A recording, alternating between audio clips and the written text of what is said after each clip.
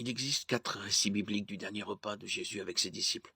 3 dans les évangiles synoptiques et un dans 1 Corinthiens 11, 23-34. Lorsque nous examinons ces récits ensemble, nous en tirons ce qui suit.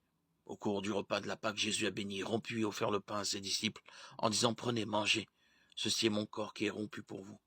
Faites ceci en souvenir de moi. » Il a aussi fait passer une coupe en leur disant de la partager entre eux. Il prit ensuite une coupe et remercia Dieu, puis il la leur donna en disant « Buvez-en tous, car ceci est mon sang, le sang de la nouvelle alliance qui est versé pour beaucoup pour le pardon des péchés. » Il leur a également demandé à tous de la boire. C'est au cours de ce dernier repas que Jésus mentionne que l'un de ses disciples le trahira. Jésus dit qu'il ne boira plus du fruit de la vigne jusqu'à ce qu'il le boive à nouveau avec ses disciples dans le royaume du Père. Lorsqu'il a institué la scène, Jésus s'est concentré sur la relation spirituelle entre lui et ses disciples. Il n'a pas précisé comment, quand ou par qui les éléments devaient être servis et par conséquent, les différentes églises ont une certaine liberté pour décider elles-mêmes de ces détails.